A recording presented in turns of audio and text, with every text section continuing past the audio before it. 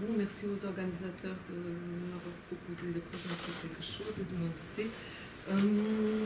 Donc j'ai modifié un peu mon titre et un petit peu ma période d'investigation. On n'a pas de micro aujourd'hui parce qu'il n'y a pas de personnel, on est samedi. Donc la régie, enfin Il faut que je parle fort, c'est ça? Non, il est activé par la régie qui est sous clé. D'accord. Si quelqu'un s'accroche,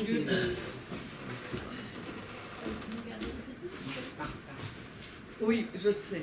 Cherchant à repérer les deux termes centraux de notre colloque, simplicité et complexité, dans la pensée linguistique allemande du XVIIIe siècle qui m'intéresse particulièrement, j'ai été quelque peu surprise de constater que la très grande majorité des auteurs ne s'en sert quasiment pas dans le métadiscours linguistique, mis à part toute la réflexion autour des langues universelles que je voulais laisser à part.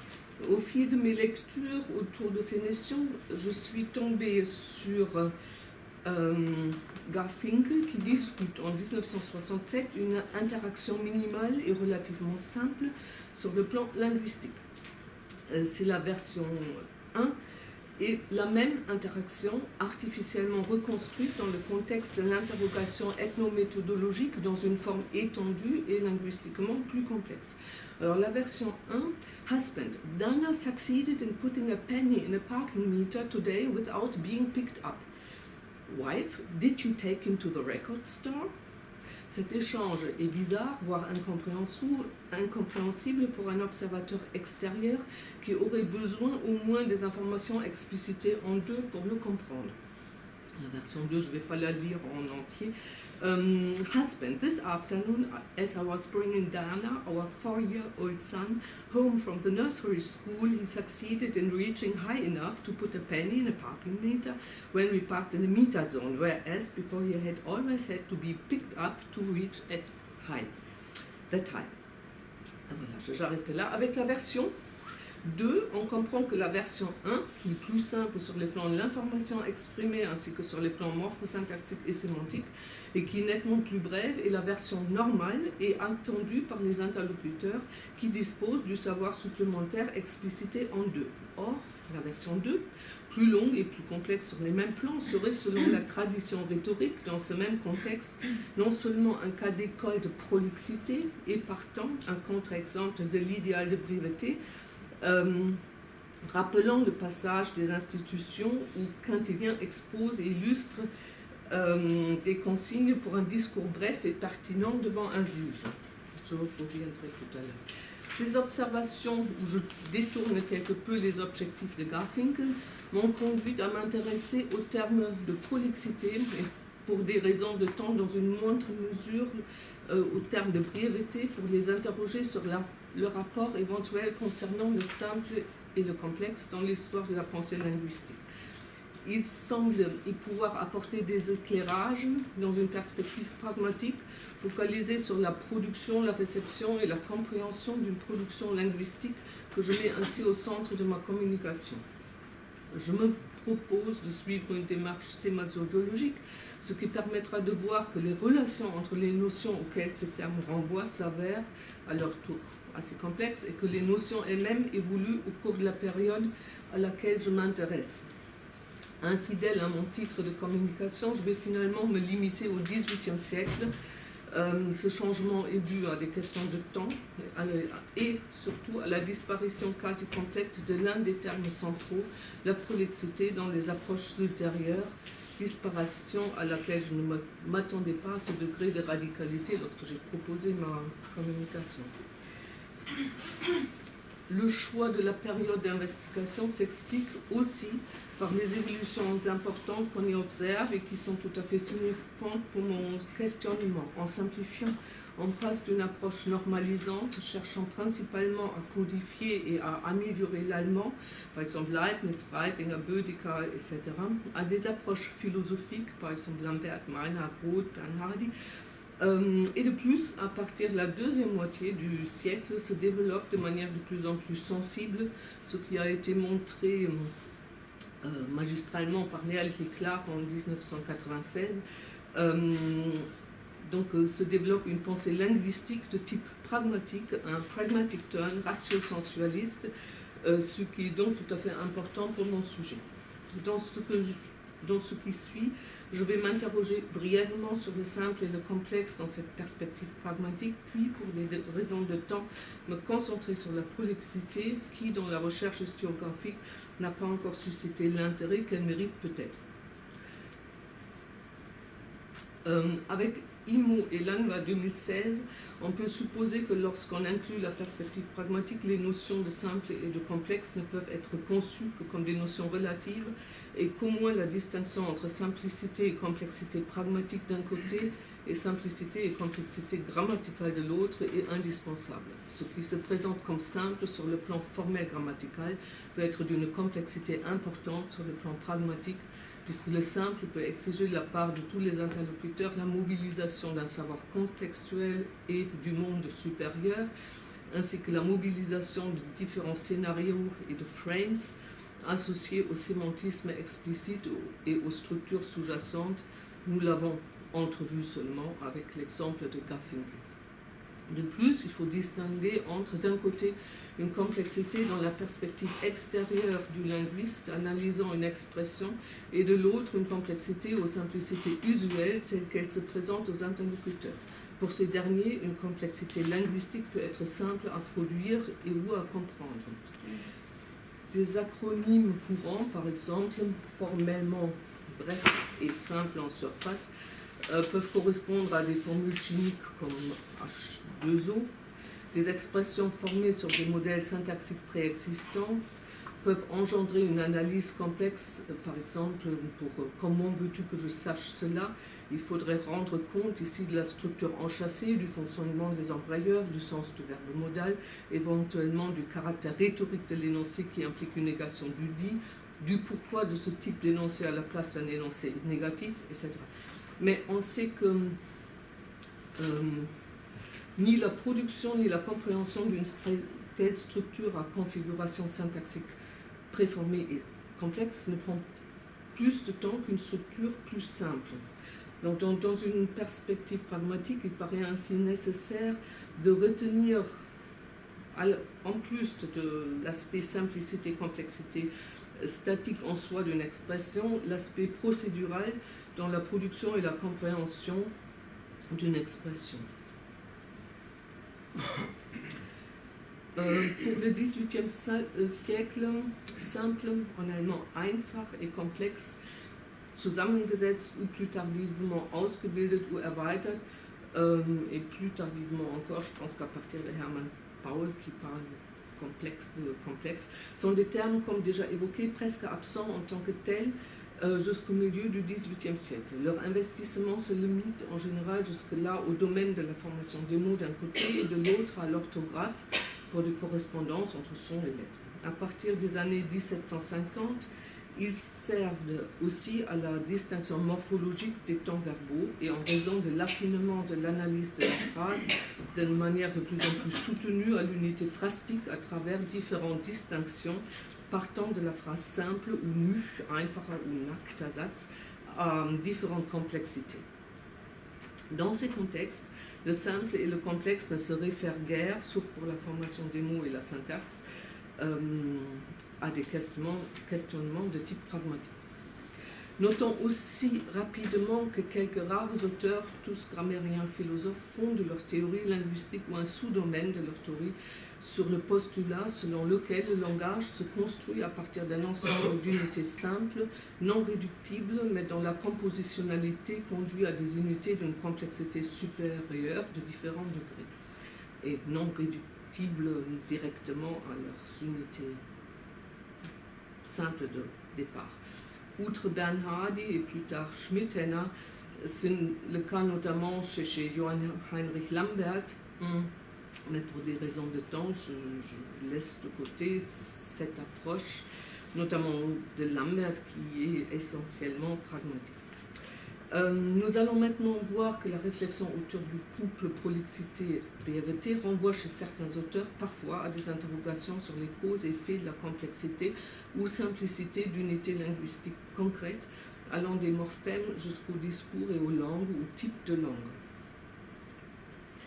Dans l'ère germanophone, le terme de brièveté se trouve investi dès le XVIIe siècle à tous les niveaux des analyses et des jugements concernant le langage, la langue ou les langues. Donc, son, accentuation et prosodie, orthographe, formation des mots, syntaxe, origine des langues, du langage, des approches typologiques des langues, etc. La tradition rhétorique étant très présente, la brièveté s'inscrit également dans des perspectives communicatives selon les deux pôles. D'une part, en tant qu'idéal à réaliser par l'orateur efficace, et d'autre part, en tant que source possible d'obscurité dans le discours. Un seul exemple doit se lire ici, j'y reviendrai plus tard. Dès le XVIIe siècle, les auteurs germanophones louent régulièrement l'allemand pour sa capacité à former des mots complexes, un procédé considéré comme apte à former de nouveaux concepts, à sous-tendre une détermination accrue de la pensée et de son expression, et partant à enrichir la pensée et la langue. Les mots complexes présenteraient, selon les auteurs, dans une forme brève et concise, une densité et précision sémantique supérieure. Mais une complexité amplifiée, éventuellement sémantiquement redondante et opaque, est également rejetée pour des raisons de compréhensibilité. Hempel, en 1754, dans une grammaire de l'allemand, parle ainsi de Wortgespenster, que je voudrais traduire par mot monstre, comme Kreis, Militär, Verfügungssache ou Sein, Selbstliebe. Contrairement à la brièveté, la prolixité, en allemand Weitschweifigkeit, l'adjectif weitschweifig, parfois Weitläufigkeit ou encore plus rarement Überfluss, apparaît en tant que terme appliqué à des phénomènes de discours, surtout dans les ouvrages rhétoriques et stylistiques. Elle se trouve régulièrement opposée à l'idéal de brièveté et correspond au précepte d'éviter trop de longueur et de détails non pertinents. Ce précepte est présent selon Carnot 91, dont je cite presque chaque ars dictandi dont nous avons connaissance. Nous l'avons déjà aperçu dans le passage des institutions de Quintilien qui explique que devant le juge, il s'agit de donner seulement les informations pertinentes et par exemple de ne pas détailler tout ce qui a conduit au départ avec un bateau si ces informations sont sans intérêt pour la cause dans le cadre de laquelle le juge doit se prononcer et si le seul fait du départ suffit à éclairer la situation.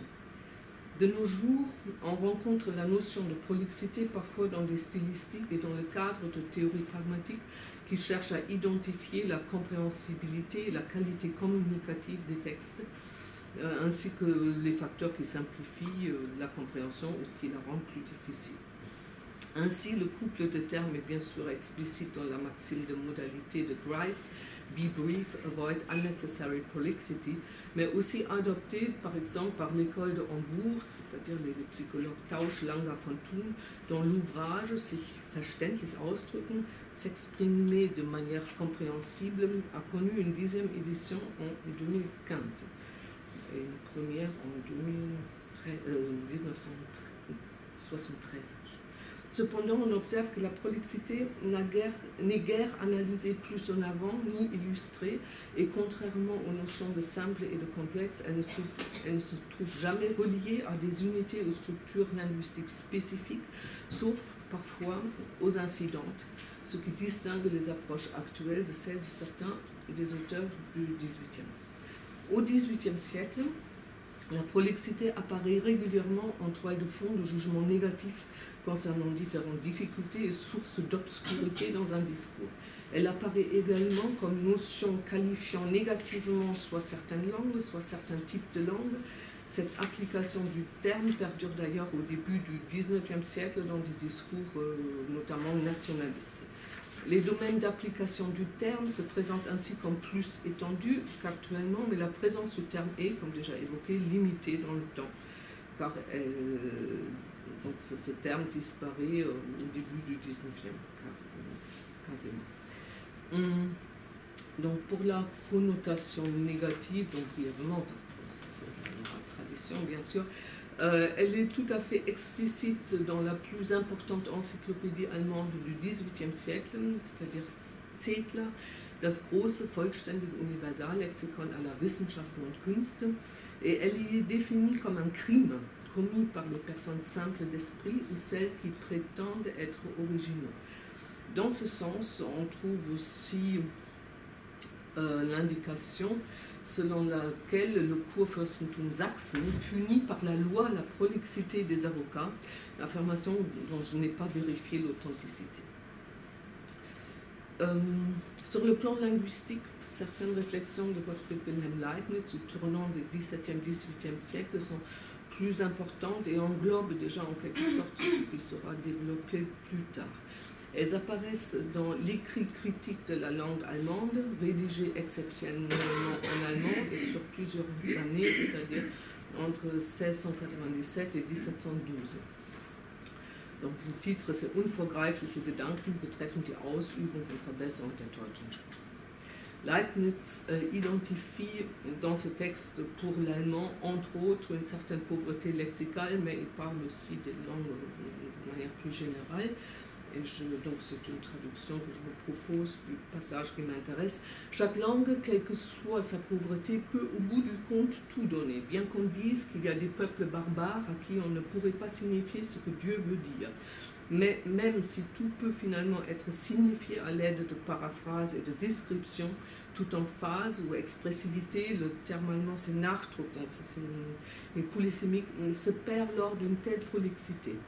Dans celui qui parle et dans celui qui écoute, par le fait que l'esprit est guidé trop longtemps et trop loin. Le résultat est comme si on s'arrêtait avec quelqu'un qui souhaiterait voir de beaux palais dans chaque pièce, et comme si on le traînait dans tous les recoins, ou comme si on calculait comme feraient les peuples ne sachant pas compter au-dessus de 3 et qui n'auraient pas de mots aux désignations pour 4, 5, 6, 7, 8, 9, etc. Le calcul devient nécessairement lent et laborieux. Donc, on trouve différents aspects importants dans cette présentation dialectique. Nous rencontrons ici l'idée d'une prolixité immanente à une langue lexicalement pauvre.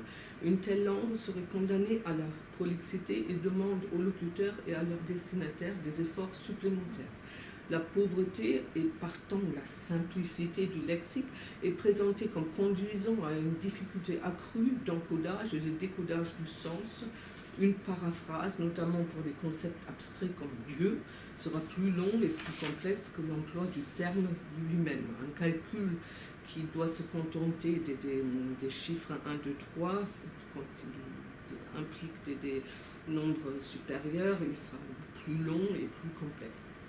Sur un plan communicatif, une telle langue pourrait néanmoins servir à des communications efficaces, quoique lent et laborieux, comme dit Leibniz. Mais, dans une perspective esthétique, la prolixité détruit aux yeux de Leibniz le plaisir associé à la beauté de la langue et elle détruit le Nachdruck. Ce terme polysémique qui, selon le contexte, renvoie à ce qui se rapprocherait de force, d'intensité, d'emphase, parfois de focalisation. Ceci met de fait en question l'idée d'une communication réussie en présence de prolixité. Finalement, la prolixité est présentée de manière traditionnelle comme empêchant sur le plan informatif une communication efficace, puisqu'un discours prolixe ne porte pas sur ce qui intéresse les récepteurs, ici des bouts de palais, mais sur un tas de détails rébarbatifs. Ici, les recoins de toutes les pièces d'un seul palais. Un discours prolixe ne correspond ainsi pas à l'intérêt informatif du récepteur. La prolixité est ainsi conçue soit comme la propriété d'un discours dans une situation donnée où elle fait obstacle à la beauté et à l'efficacité, soit où cela, contrairement à notre vue moderne, comme immanente à une langue simple où elle serait alors inévitable. Si Leibniz pointe ainsi surtout le volet lexical et plus précisément la pauvreté lexicale comme source de prolixité, le poétologue suisse Johann Jakob Reitinger relie la proximité à certaines structures syntaxiques largement controversées d'ailleurs à l'époque, à savoir en termes modernes les groupes participiaux. Reitinger discute dans sa poétologie en 2 volumes de 1740 l'importance et le rôle des structures participiales dans le cadre de traduction et se positionne du côté des participianes, donc de ceux qui défendent l'emploi en effet croissant de nouveau croissant à l'époque, des groupes participiaux en allemand. L'attention porte notamment sur les groupes participiaux en ouverture de phrases ou détachés et qui sont rejetés par les anti-Partizipianer comme des barbarismes et mauvaises imitations du français. Selon Breitinger, en revanche, le renoncement à leur emploi en allemand conduirait à des traductions molles, ramollies, bavardes, détruisant la vigueur de l'original par des explications prolixes, détruisant aussi la brièveté emphatique, la rapidité et la force. Ainsi, la non-utilisation de ces structures plus brèves est présentée comme plus dense au niveau du sens et ayant un effet plus intense sur les récepteurs, conduit, selon cet auteur, à une prolixité empêchant un texte de produire son efficacité maximale. La brièveté des constructions participiales est ainsi directement associée à un impact optimal sur les récepteurs, sans que toutefois la question de la compréhensibilité ou celle de la complexité de ces structures soit évoquée par l'auteur. Alors je fais maintenant un saut de 45 pages pour une approche... Ah pardon, j'avais oublié. Donc pour une approche de la Adelung, de la prolixité chez Johann Christoph Adelung, qui est l'une des personnalités les plus importantes dans la pensée linguistique du XVIIIe siècle, fondateur principal de la grammaire scolaire allemande, auteur de plusieurs grammaires et de dictionnaires d'une stylistique, collaborateur avec Johann Sevenvater pour la collection des langues Mithridates, etc.